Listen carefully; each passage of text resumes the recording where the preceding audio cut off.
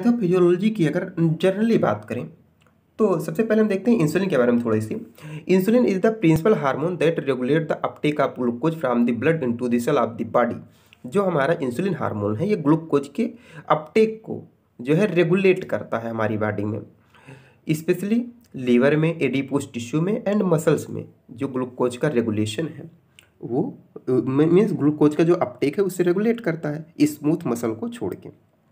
Smooth muscle में जो है उसमें इंसुलिन लाइक ग्रोथ फैक्टर्स होते हैं, वो हेल्प करते हैं। देयरफॉर अब इसमें क्या होगा, deficiency of insulin or insensitivity of its receptor play a central role in all form of diabetes mellitus. अब देखिए जैसे कि हमने देखा इंसुलिन जो है ग्लूकोज के अपटेक को रेगुलेट करता है लीवर में, एडिपोस टिश्यू एंड मसल्स में।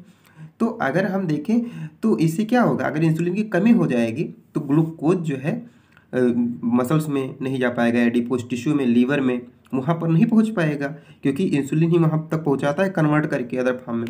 तो हमारे ब्लड में ग्लूकोज का लेवल बढ़ जाएगा और तो इसकी वजह से डायबिटीज हो जाएगा। दूसरा रीजन कि जो हमारे रिसेप्टर हैं वो इनसेंसिटिव हो गए हैं, रजिस्ट हो गए हैं, तो उसकी वजह से भी डायबिटीज मेलाइटिस हो सकता है। The body obtain glucose from three main place. जो हमारे बॉडी में ग्लूकोज आता है वो तीन जगह से आता है। पहला the intestinal absorption of food, जो इंटेस्टाइन में फूड का एब्जॉर्प्शन होता है वहाँ से ग्लूकोज आता है। The breakdown of glycogen, the storage form of glucose found in liver. जो हमारे लीवर में ग्लूकोज स्टोर है वो ग्लाइकोजन, ह्यूमन बॉडी में ग्लाइकोजन के फॉर्म में स्टोर होता है। एंड अगर प्लांट की बात करें तो स्टार्च के रूप में स्टोर होता है। तो जो स्टोर जो है ग्लाइकोजन है वो ब्रेकडाउन होकर ग्लूकोज में कन्वर्ट हो सकता है लीवर में, इस जगह से भी हो सकता है। साथ ही साथ ग्लूकोनियोजेनेसिस, इसमें क्या होता है जो नॉन कार्बोहाइड्रेट सब्सटेंस है बॉडी में वो ग्लूकोज में कन्वर्ट हो जाए, जैसे फैट, प्रोटीन्स हैं, अगर वो ग्लूकोज में कन्वर्ट हो रहे हैं तो उसे बोलते हैं ग्लूकोनियोजेनेसिस। तो उसकी वजह से भी ग्लूकोज हमारी बॉडी में ऑब्टेन होते हैं। तो थ्री मेन सोर्स हैं जैसे कि इमेज में तीनों आपको दिखाया गया है। अब हम बात करते हैं इंसुलिन की। तो insulin play a critical role in balancing glucose level in the body. जो इंसुलिन है बॉडी में ग्लूकोज लेवल के बैलेंस में हेल्प करता है। तो अगर हम बात करें it can inhibit the breakdown of glycogen or the process of gluconeogenesis. जो हमारा इंसुलिन है वो ग्लाइकोजन के ब्रेकडाउन में एक तो हेल्प करता है, मतलब इनहिबिट करता है ग्लाइकोजन के ब्रेकडाउन को, और साथ ही साथ जो ग्लूकोनियोजेनेसिस प्रोसेस है उससे भी इनहिबिट करता है। तो ग्लूकोज का लेवल हमारी बॉडी में बैलेंस रहता है। पर अगर जब यही नहीं रहेगा, इसकी डिफिशियंसी हो जाएगी तो ग्लूकोज का लेवल ऑब्वियसली बढ़ जाता है। तो इंसुलिन का काम क्या होता है, inhibition for the breakdown of glycogen and process of gluconeogenesis. Then it can stimulate the transport of glucose into fat and muscles. और साथ ही साथ जो इंसुलिन होता है ये स्टिमुलेट करता है ट्रांसपोर्टेशन के लिए ग्लूकोज का, फैट में, मसल्स में, फैट के फॉर्म में कन्वर्ट हो जाता है, मसल्स के फॉर्म में, मसल सेल तक पहुंच जाता है। तो वहाँ के ट्रांसपोर्ट के लिए ये हेल्प करता है, स्टिमुलेट करता है। साथ ही साथ it can stimulate the storage of glucose in the form of glycogen. और जो इंसुलिन का मेन फंक्शन होता है ग्लूकोज को ग्लाइकोजन में कन्वर्ट करना और कन्वर्ट करके बॉडी में स्टोर करना। तो जब अब ये जो रीजन है, अगर इंसुलिन अपना ये काम नहीं कर पा रहा है तो जाहिर सी बात है ग्लूकोज का लेवल बॉडी में इंक्रीज होगा। Insulin is release into the body blood में इंसुलिन रिलीज होता है बीटा सेल से, beta cell of the pancreas की, जो पैनक्रियाज की बीटा सेल्स होती हैं वहाँ से जो इंसुलिन रिलीज होता है। ये बीटा सेल जो है आइलेट्स ऑफ लैंगरहंस जो पैनक्रियाज में होता है वहाँ पर पाई जाती हैं। In response to rising level of blood glucose typically after eating. और ये मोस्टली तब रिलीज होता है जब हम खाना खाते हैं, खाना खाने के बाद ब्लड ग्लूकोज लेवल बढ़ेगा तो उस टाइम रिलीज होता है। Lower glucose level result in decrease insulin release from the beta cell and result in breakdown of glycogen to glucose. और अगर क्या होता है जब ग्लूकोज का लेवल हमारी बॉडी में कम होता है तो इंसुलिन रिलीज होना भी कम हो जाता है, और जो स्टोर ग्लाइकोजन होता है वो जो है ग्लूकेगॉन हार्मोन की वजह से ग्लाइकोजन जो है ग्लूकोज में कन्वर्ट हो जाता है और हमारे बॉडी को ग्लूकोज मिलता है। This process is mainly controlled by the hormone glycogen, जैसा कि हमने पहले ही बताया, which act in the opposite manner to the insulin. देखो सीधी सी बात है, जो इंसुलिन है ग्लूकोज को ग्लाइकोजन में कन्वर्ट करता है जब हमारे बॉडी में एक्सेसिव ग्लूकोज हो जाता है। पर जब हमारे बॉडी में ग्लूकोज का लेवल लोअर हो जाता है ब्लड में तो वहाँ से जो स्टोर ग्लूकोज ग्लाइकोजन की फॉर्म में है वो ग्लाइकोजन ग्लूकोज में कन्वर्ट हो जाता है with the help of glucagon hormone. जिसकी वजह से हमारे बॉडी में ग्लूकोज का लेवल मेंटेन रहता है। If the amount of insulin available is insufficient, अगर हमारे बॉडी में इंसुलिन का लेवल कम हो जाए तो इसकी वजह से क्या होगा, या फिर जो हमारी सेल हैं वो पुअरली रिस्पॉन्स कर रही हैं इंसुलिन की वजह से, कोई भी रीजन हो सकता है। तो if the insulin itself is defective, इससे क्या होगा, then glucose will not be absorb properly by the body cell, इसकी वजह से क्या होगा, बॉडी सेल के द्वारा ग्लूकोज प्रॉपरली एब्जॉर्ब नहीं हो पाएगा। Then the net effect is persistently high blood glucose level, इसकी वजह से ब्लड ग्लूकोज लेवल जो है हाई हो जाएगा। पूरा protein synthesis and breakdown of fat storage, जो फैट स्टोर होगा वो भी ब्रेकडाउन होने लगेगा, क्योंकि बॉडी को तो भाई एनर्जी चाहिए ही चाहिए।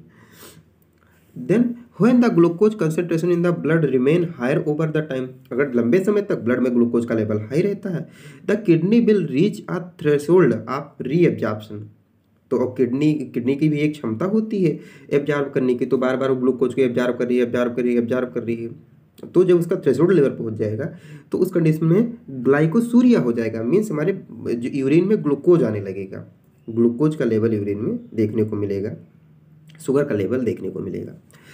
साथ ही साथ this increase the osmotic pressure of the urine, और धीरे धीरे ऑस्मोटिक प्रेशर भी यूरिन का इंक्रीज होगा, मीन्स फ्रीक्वेंट यूरिनेशन होने लगेगा, बार बार यूरिन पास आउट करने के लिए जाना पड़ेगा, तो उस कंडीशन को बोलते हैं पॉलीयूरिया। तो इससे क्या होगा, फ्लूइड लॉस जो है वो इंक्रीज हो जाएगा, फ्लूइड जो है बहुत ज़्यादा लॉस होने लगेगा फ्रीक्वेंट यूरिनेशन की वजह से। इसकी फ्रीक्वेंट यूरिनेशन होगा तो ऑस्मोटिक प्रेशर, जो प्रेशर है उसे बैलेंस करने के लिए वाटर का इनटेक हमें ज़्यादा करना पड़ेगा, क्योंकि यूरिन पास आउट बार बार हो रहा है, तो इसकी वजह से डिहाइड्रेशन के चांसेस बढ़ जाएंगे। तो हम क्या करेंगे, बाहर से हमें प्यास बहुत ज़्यादा लगेगी, वाटर लेने की जरूरत बार बार पड़ेगी, उसे बोलते हैं पॉलीडिस्पिया, मीन्स थ्रस्ट का जो लेवल है वो इंक्रीज हो जाएगा। तो ये रहा हमारा जनरल पैथोलॉजी डायबिटीज के, मेलाइटिस के। अब हम देखते हैं टाइप 1 और टाइप 2 और जेस्टेशनल में क्या क्या डिफरेंस है। टाइप 1 डायबिटीज मेलाइटिस की अगर हम बात करें तो जैसा कि हमने पहले ही बताया कि इंसुलिन ना प्रोड्यूस होने की, इनफ इंसुलिन ना प्रोड्यूस होने की वजह से होता है। तो टाइप 1 डायबिटीज मेलाइटिस जो हमारी, इसमें क्या होता है, loss of insulin producing beta cell जो इंसुलिन प्रोड्यूस कर रही हैं आइलेट्स ऑफ लैंगरहैंस के पैनक्रियाज में जो होती हैं, उनमें जो इंसुलिन वो नहीं प्रोड्यूस कर पा रही हैं, इसकी वजह से इंसुलिन डिफिशियंसी हो जाएगी। जब इंसुलिन डिफिशियंसी हो जाएगी तो इसकी वजह से क्या होगा, अब इसके और रीजन क्या क्या हो सकते हैं, इंसुलिन मतलब बीटा सेल का इंसुलिन ना प्रोड्यूस कर पाने की वजह से या तो ऑटो इम्यून डिसऑर्डर हो सकता है, या इडियोपैथिक कोई काज हो सकता है। तो ऑटो इम्यून डिसऑर्डर में क्या होगा कि जो हमारी बीटा सेल है आइलेट्स ऑफ लैंगरहैंस की, वो उनका डिस्ट्रक्शन हो जाएगा, डिस्ट्रक्शन होने की वजह से जो बीटा सेल है वो इंसुलिन प्रोड्यूस नहीं कर पाएंगी। Then most affected people are otherwise healthy of a healthy weight when onset occur, मतलब इसमें कह रहे हैं कि अफेक्टेड पीपल जो हैं उनमें हो सकता है, जो हेल्दी पर्सन है उनमें भी हो सकता है। Sensitivity and responsiveness to insulin are usually normal, जो यूजुअली की सेंसिटिविटी और रेस्पॉन्सिवनेस है वो नॉर्मल रहती है, लेकिन सेल को इनफ इंसुलिन नहीं मिल पा रही है, जिसकी वजह से वो अपना एक्शन कर सके। Type 1 diabetes can affect children और एडल्ट, बट ये चिल्ड्रन और एडल्ट जो दोनों को अफेक्ट कर सकते हैं, बट नॉर्मली हमें जो है बच्चों में ही देखने को मिलता है। इसी वजह से जुवेनाइल डायबिटीज कहते हैं। Majority of these diabetes cases were in children में हमें देखने को मिलते हैं। इस वजह से पैथोफिजियोलॉजी अगर टाइप 1 की और देखें कि इसमें और डिटेल में देखें कि क्या होता है, तो type 1 diabetes is partially inherited, means ये जो है ऑटोइम्यून डिसऑर्डर जेनेटिकली भी हो सकता है विद मल्टीपल जीन्स की वजह से, जैसे HLA जीनोटाइप जो जीन है उसकी वजह से हो सकता है, जो डायबिटीज की रिस्क को इंक्रीज करता है, इन्फ्लुएंस करता है। In genetically susceptible people the onset of diabetes can be triggered by 1 or more environmental factors such as viral infection और डायबिटीज। अगर ऐसे पर्सन है जिनमें जेनेटिकली वो उनमें रिस्क फैक्टर है, तो उनको अगर वायरल इन्फेक्शन भी है, डाइट में थोड़ा प्रॉब्लम हुई, तो उसकी वजह से उनको डायबिटीज होने के चांसेस हो जाते हैं, मेलाइटिस। साथ ही साथ among dietary factor gluten may lead to type 1 diabetes but mechanism is not fully understood. एक डाइट में अगर कोई ग्लूटेन ले रहा है उसकी वजह से भी हो सकता है डायबिटीज मेलाइटिस, पर इसकी जो मैकेनिज्म है फुल्ली अंडरस्टूड अभी तक नहीं हो पाई है।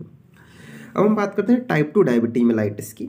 तो टाइप 2 डायबिटीज मेलाइटिस जो है, जैसा कि हमने पहले ही बताया, इंसुलिन के रेजिस्टेंस की होने की वजह से होता है।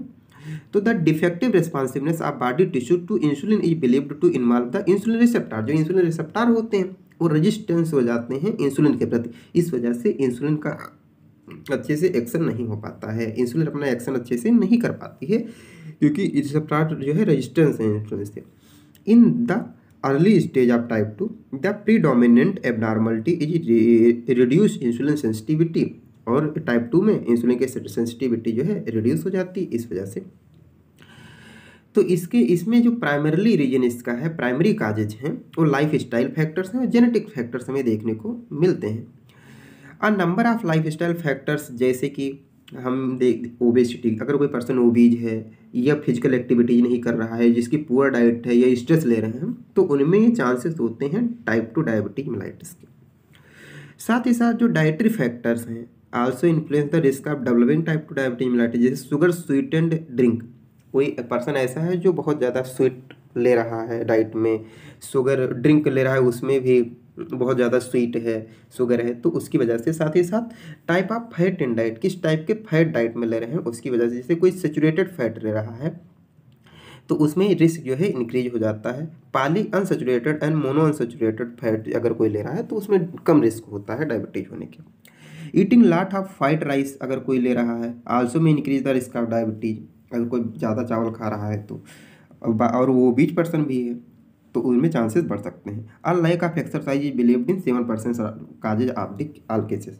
जो जितने भी केस में मिल रहे हैं उसमें ये समझ में आया 7%, लगभग 100 में 7% केसेस में, कि लैक ऑफ एक्सरसाइज की वजह से जो है डायबिटीज सेकेंड टाइप 2 होने के चांस होते हैं। अगर हम जेस्टेशनल डायबिटीज मेलाइटिस की अब बात करें, इसकी क्या रीजन होते हैं, तो gestational diabetes mellitus resemble type 2, मतलब जो टाइप 2 डायबिटीज मेलाइटिस होती है लगभग उसी के सिमिलर होती है। Involve a combination of relatively इनएडिक्वेट insulin secretion and responsiveness. इसमें दोनों चीज़ें होती हैं, इंसुलिन एक तो इनफ अमाउंट में सिक्रेट भी नहीं हो पा रही है एंड उसका रिस्पांस भी अच्छे से बॉडी टिश्यू पर नहीं हो पा रहा है। जो हमारा इंसुलिन का रिस्पांस जैसे लीवर की जो सेल है वहाँ पर होता है, जो ग्लूकोज को ग्लाइकोजन में कन्वर्ट करता है, तो नहीं कर पा रही है। It occurs in about 2 to 10% of all pregnancy. लगभग 2 to 10% जितनी प्रेगनेंसीज होती हैं उनमें चांसेस होते हैं। And may improve our disappear after delivery, और डिलीवरी के बाद जो है ये डिसअपियर हो जाता है। However, after pregnancy, approximately 5 to 10% of women with gestational diabetes are found to have diabetes mellitus। 5 to 10% women में हमें देखने को मिलता है most commonly type 2। Gestational diabetes is fully treatable, और इसे हम पूरी तरह से ट्रीट भी कर सकते हैं, but require careful medical supervision through out the pregnancy. पर हमें पूरी प्रेगनेंसी में मेडिकल सुपरविजन देना पड़ता है, मीन्स मेडिकल जो हमारा डॉक्टर होता है उसके एडवाइस से ही हमें मेडिसिन लेनी पड़ती है। मैनेजमेंट में include dietary changes, blood glucose monitoring, in some cases insulin may be required. तो इसके मैनेजमेंट के लिए डाइटरी चेंजेस करेंगे, ब्लड ग्लूकोज लेवल मॉनिटरिंग करेंगे, साथ ही साथ जो है इंसुलिन के इंजेक्शन अगर ज़रूरत है या इंसुलिन की टैबलेट अगर ज़रूरत है, मेडिसिन की ज़रूरत है तो वो भी लेते हैं। साथ ही साथ थ्रो दो it may be transient untreated gestational diabetes can damage the health of the foetus और मदर। अगर इसको हम ट्रीट ना करें, इस पर ध्यान ना दें, तो जो फीटस पल रहा है मदर के यूट्रस में और मदर दोनों को जो है ये प्रॉब्लम क्रिएट कर सकता है, जैसा कि आपको इमेज में दिख रहा है। जेस्टेशनल डायबिटीज में अगर ब्लड ग्लूकोज लेवल हाई हो रहा है मदर में, तो इसकी वजह से क्या होगा, bring extra glucose to the baby, और इसकी वजह से क्या होगा, baby cause to put extra weight होगा और दिक्कत हो जाएगी। रिस्क ऑफ बेबी इंक्लूड, इसे माइक्रोसोमनिया हो सकता है, मीन्स हाई बर्थ वेट हो सकता है, जैसा कि हमने आपको यहाँ समझाया। कंजेनाइटल हार्ट डिफेक्ट भी हो सकता है, सेंट्रल नर्वस सिस्टम एबनॉर्मलिटी हो सकती है, स्केलेटल मसल माल फॉर्मेशन हो सकता है। तो ये सारी चीज़ें हो सकते हैं। साथ ही साथ increase level of insulin in a foetus blood में inhibit foetal surfactant production and cause respiratory distress syndrome. इसमें क्या होता है, अगर ब्लड में इंसुलिन का लेवल बढ़ गया फीटस के अंदर, तो इससे क्या होगा कि फीटस में जो सर्फेक्टेंट का प्रोडक्शन है वो कम हो जाएगा, जिसकी वजह से रेस्पिरेटरी डिस्ट्रेस सिंड्रोम होने के चांसेस बढ़ जाएंगे। साथ ही साथ a high blood bilirubin level may result of red blood cell destruction, और ऐसा कुछ है तो रेड ब्लड सेल का डिस्ट्रक्शन भी होने लगा, जिसकी वजह से ब्लड सेल मतलब हाई बिलिरुबिन लेवल हो जाएगा और इनमें जो है नियोनेटल जॉन्डिस होने के चांसेस बढ़ जाएंगे। अगर बात करें इन सीवियर केसेस में, तो pre natal death may occur most commonly as result of poor placental perfusion due to vascular impairment. Vascular impairment की वजह से जो प्लेसेंटल परफ्यूजन है वो पुअर हो जाएगा, इसकी वजह से डेथ भी हो सकती है प्री नेटल सीवियर केसेस में। साथ ही साथ लेबर इंडक्शन भी देखने को मिलता है, may be indicated with decrease placental function. और लेबर इंडक्शन से हमें पता चलता है प्लेसेंटा का जो फंक्शन है धीरे धीरे डिक्रीज हो रहा है। A cesarean section may perform if there is marked fetal distress or as increased risk of injury associated with microsomia such as shoulder dystocia। तो इसमें हमें देखने को मिलता है सिजेरियन प्रोसेस के द्वारा हम डिलीवरी करवाते हैं, क्योंकि बर्थ वेट भी इंक्रीज हो चुका होता है, साथ ही साथ जो है